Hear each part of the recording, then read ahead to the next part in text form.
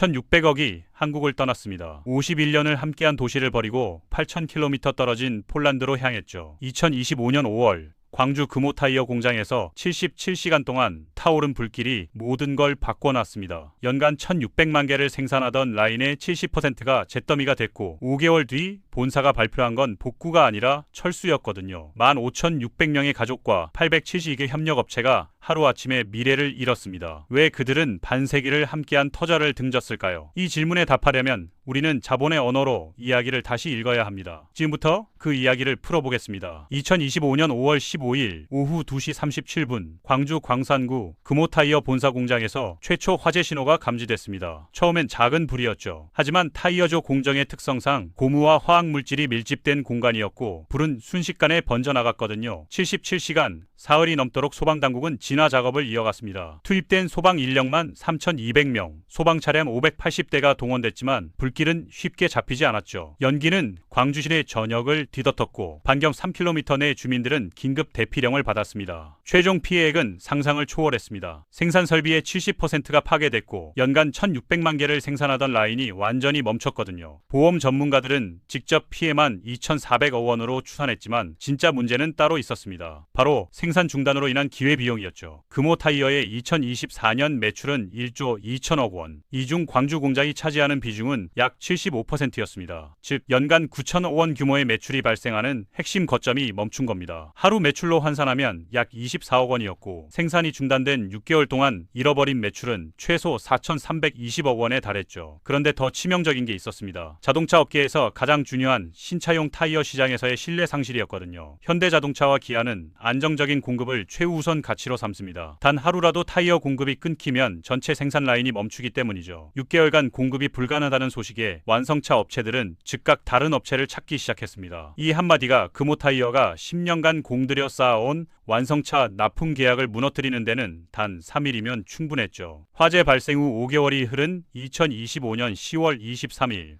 언론은 이상한 뉴스를 보도하기 시작했습니다. 금호타이어 광주 공장 복구 계획이 아니라 민주노총 금호타이어 지회 파업 찬반 투표 결과였거든요. 찬성 93.65%, 투표 참여율 87.3%라는 압도적인 수치가 나왔습니다. 회사가 폐허를 복구하고 다시 일터를 만들어야 하는 상황에서 노조는 임금 인상 12%, 복지 개선, 정규직 전환 확대를 요구하며 파업을 예고한 겁니다. 사실 이건 10년 전 영화의 재상영에 가까웠습니다. 2009년부터 2015년까지 금호타이어 광주 공장은 연평균 27일의 파업을 기록했거든요. 2013년에는 무려 104일간 멈췄고 2014년에도 73일을 쉬었죠. 누적 손실액은 4,493억 원에 달했습니다. 공장이 돌아간 날보다 멈춘 날이 더 많았던 시기도 있었을 정도였죠. 회사 측은 협상 테이블에 앉았지만 제시한 조건은 노조가 원하는 수준과 거리가 멀었습니다. 회사는 임금 동결과 성과급 차등 지급, 정년 연장 대신 임금 피크제 도입을 제안했고 노조는 임금 12% 인상과 정년 60세 보장, 전 직군, 정규직 전환을 요구했죠. 간극은 명확했습니다. 회사는 화재 복구에만 2,400억이 필요한데 임금을 올릴 여력이 없다고 했고 노조는 회사가 어려울 때일수록 노동자 생계가 더 중요하다고 맞섰거든요. 협상은 평행선을 달렸고 2025년 12월 15일 결국 파업이 시작됐습니다. 공장은 다시 멈췄죠. 이번엔 불 때문이 아니라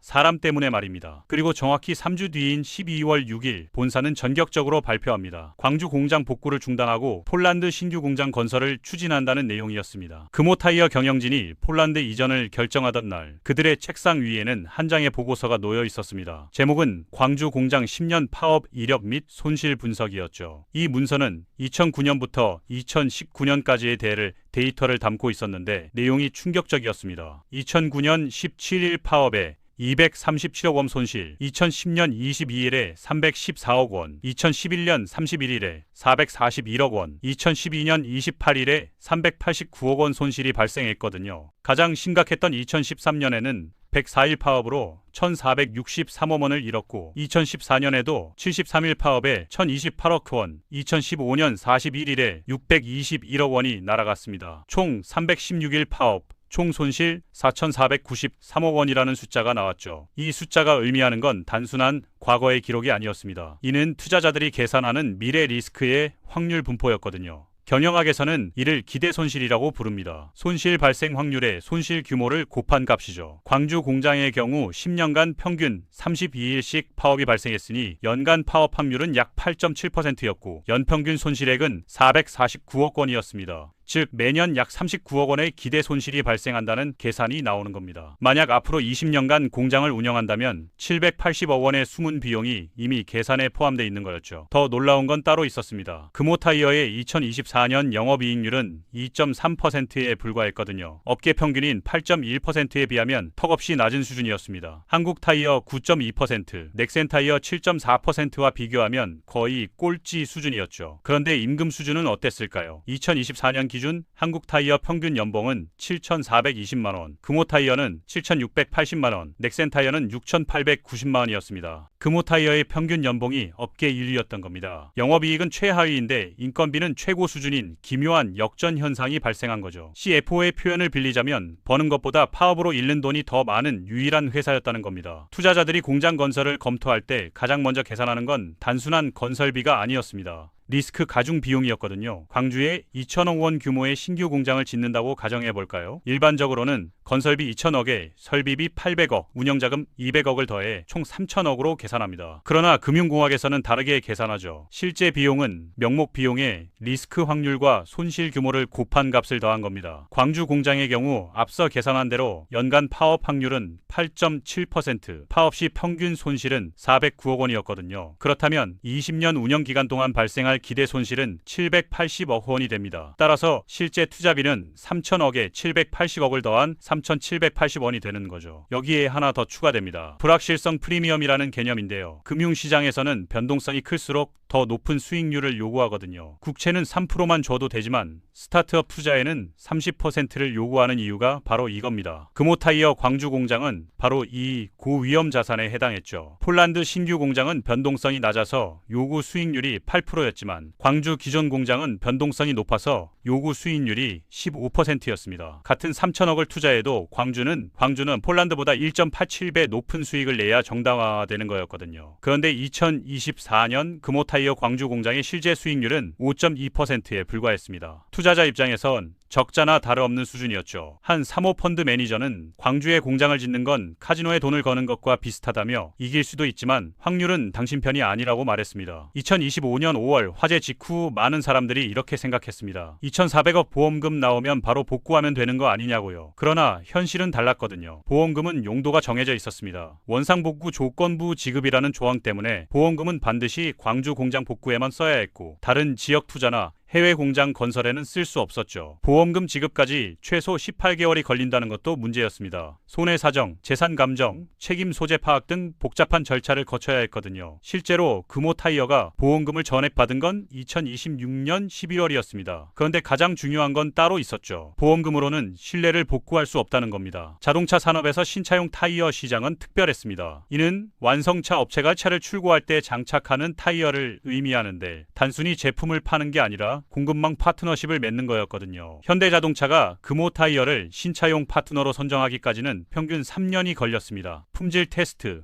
공급 안정성 검증, 가격 협상, 계약 조건 등을 거치는 거죠. 한번 선정되면 보통 5년에서 7년간 계약이 유지됩니다. 그런데 2025년 화재로 6개월간 공급이 중단되자 현대차는 금호타이어 공급 불가 상태라며 대체 공급선 확보가 필요하다고 판단했죠. 단 3일 만에 한국타이어와 긴급 공급 계약을 체결했고 이 계약은 임시가 아니라 정규 계약으로 전환됐습니다. 숫자로 보면 더 명확합니다. 금호타이어 신차용 시장 점유율은 2024년 23.4%로 연간 300만 개를 공급했는데 2025년에는 11.2%로 떨어져 연간 178만 개만 공급했고 2016년에는 6.8%로 예상되며 연간 110만 개만 공급할 것으로 전망됐거든요. 2년 만에 신차용 시장의 3분의 2 일을 잃어버린 겁니다. 금액으로 환산하면 신차용 타이어 평균 단가는 개당 약 7만 원이니까 380만 개에서 110만 개로 감소하면 연간 손실은 1,890원에 달하는 거죠. 보험금 2,400억 덕을 받아 공장을 복구해도 매년 1,890억씩 수익이 줄어드는 구조가 된 겁니다. 한 자동차 애널리스트는 금호타이어는 건물은 고칠 수 있지만 시장은 되돌릴 수 없다고 표현했습니다. 2025년 12월 6일 금호타이어 이사회는 최종 결정을 내렸죠. 그들 앞에는 3개의 옵션이 놓여 있었습니다. 첫 번째는 광주 공장 복구였는데 예상 비용 2,400억 원에 복구 기간 18개월, 향후 20년 기대 파업 손실 780억 원이 추가되고 신차용 시장 회복 가능성은 30% 이하였으며 총 투자 대비 기대 수익률은 마이너스 2.3%였거든요. 두 번째는 전남 한평 신규 공장으로 예상 비용 3,200억 원에 건설 기간 24개월, 지역 노조 영향력은 불확실했고 기대 수익률은 4.1%였지만 여전히 국내이며 노조 재편성 가능성이 존재했습니다. 세 번째는 폴란드 신규 공장이었죠. 예상 비용은 8,600억 원으로 가장 높았지만 건설 기간 30개월에 유럽 시장 직접 공급이 가능했고 탄소 국경세 회피가 가능했으며 과거 파업 이력은 0일에 기대 수익률은 12.7%였습니다. 숫자만 놓고 보면 답은 명확했죠. 그러나 경영진은 고민했습니다. 51년을 함께한 도시, 5,200명의 직원, 872개의 협력사를 어떻게 버릴 수 있냐는 거였거든요. 하지만 CFO는 차가운 계산서를 내밀며 감정은 분기 보고서에 기록되지 않는다고 말했습니다. 폴란드를 선택한 이유는 단순히 비용만이 아니었습니다. 여기엔 3가지 전략적 이점이 숨어 있었거든요. 폴란드 브로츠와프에 위치한 신규 공장은 독일 프랑크푸르트에서 300km, 프랑스 파리에서 1000km 거리로 유럽 전역으로 24시간 내 배송이 가능한 전략적 요충지였습니다. 기존에는 한국에서 생산해서 부산항 선적하고 유럽 항구 도착까지 평균 45일이 걸렸고 물류비만 타이어 한 개당 1제 2달러가 추가됐거든요.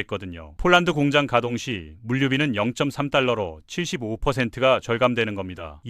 2026년부터 EU는 탄소 국경 조정 제도를 본격 시행하는데요. 역외에서 제품을 EU로 수출할 때 생산 과정에서 배출된 탄소량만큼 세금을 부과하는 제도였죠. 타이어 한 개 약 2.7kg의 탄소가 배출되며 세율은 톤당 80유니카, 타이어 한 개당 약 320원의 탄소세가 부과되는 겁니다. 금호 타이어의 연간 유럽 수출량은 약 600만 개였으니 연간 추가 비용은 192억 원이 되는 거죠. 폴란드에서 생산하면 이 비용은 0원이 됩니다. 가장 중요한 건 폴란드 공장에는 과거가 없다는 점이었습니다. 10년간의 파업 기록도, 노사 갈등의 역사도, 불신의 누적도 없었거든요. 투자자들이 계산하는 리스크 프리미엄이 0에 가깝다는 의미였죠. 이사회 의장은 우리는 도망치는 게 아니라 다만 시작할 뿐이라고 말했습니다. 2026년 3월 금호타이어는 광주 공장 폐쇄 일정을 발표했습니다. 2026년 12월 31일 51년 역사의 마지막 날이 정해진 거죠. 이 발표와 동시에 광산구는 경제 쇼크에 빠졌습니다. 금호타이어 광주 공장 직원 5,200명에 평균 가족 구성원 3명을 곱하면 직접 영향 인구는 15,600명이었거든요. 금호타이어와 거래하던 1차 협력사는 127개사, 2차 협력사까지 포함하면 872개사에 달했습니다. 고무 원료 공급업체 3는 낱개사, 화학 첨가제 공급업체 18개사, 설비 유지보수 45개사, 물류 및 운송 89개사, 기타 서비스업 686개사였죠. 이 중 금호타이어 매출 의존도가 50% 이상인 업체는 214개사였습니다. 공장이 문을 닫으면 이들도 동반부도 위험에 처하게 되는 거였거든요. 광산구 첨단지구의 자영업자들은 사실상 금호타이어 노동자를 주 고객으로 삼고 있었습니다. 공장 인근 식당은 월 평균 매출 3,200만 원에서 예상 매출 800만 원으로 75% 감소가 예상됐고 동네 슈퍼는 월 평균 매출 1,800만 원에서 600만 원으로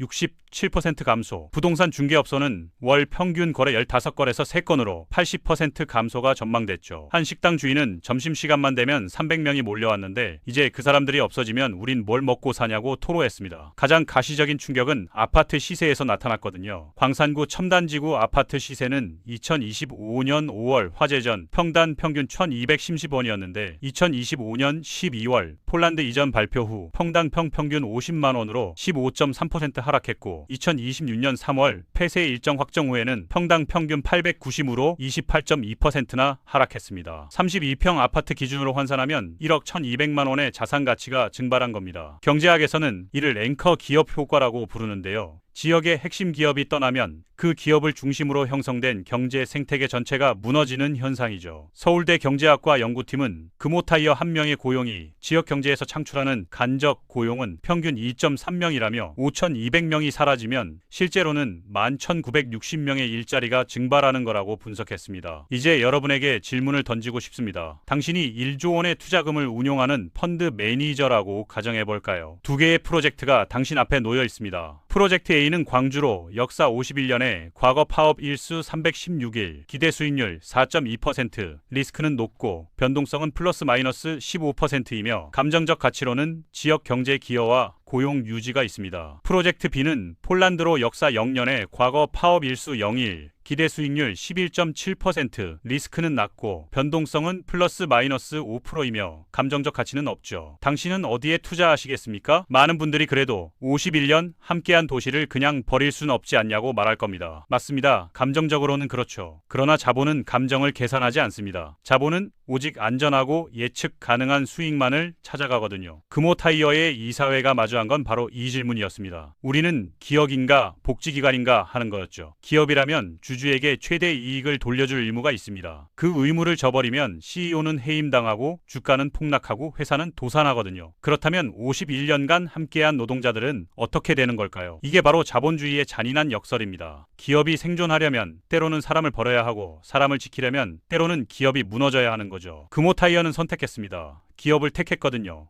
그들이 던진 메시지는 명확합니다. 기업하기 좋은 환경이란 무엇인가 하는 질문이었죠. 세금 감면도, 토지 지원도, 정부 보조금도 중요합니다. 그러나 가장 중요한 건 예측 가능성이었습니다. 내년에도 5년 뒤에도 20년 뒤에도 공장이 멈추지 않고 돌아갈 거라는 확신, 투자한 돈이 파업으로 증발하지 않을 거라는 믿음, 노사가 테이블에 앉아 대화할 수 있다는 신뢰 말이죠. 이것이 자본이 원하는 좋은 환경입니다. 폴란드는 이 조건을 만족했고 광주는 그러지 못했거든요. 그래서 8,600억 원은 8,000km를 날아갔습니다. 금호타이어의 폴란드 이전은 단순한 공장 이전이 아니었습니다. 이는 우리 사회에 던져진 거대한 질문이죠. 우리는 자본과 노동, 효율과 연대, 이익과 공동체 사이에서 어떤 균형을 찾아야 하는가 하는 겁니다. 10년간 316일을 파업한 노동자들에게도 이유가 있었습니다. 임금 동결, 복지 삭감, 정리해고의 위협 속에서 그들이 택할 수 있는 유일한 무기는 멈춤이었거든요. 투자자들에게도 이유가 있었습니다. 예측할 수 없는 손실, 무너지는 신뢰, 떠나가는 고객들 속에서 그들이 택할 수 있는 유일한 선택은 탈출이었죠. 누가 옳고 누가 그른 게 아닙니다. 이건 시스템의 문제거든요. 그리고 그 시스템 안에서 8,600억 원은 광주가 아닌 폴란드를 선택했습니다. 이제 남은 건 우리의 선택입니다. 우리는 이 이야기에서 무엇을 배우고 무엇을 바꿀 것인가? 그게 진짜 질문입니다.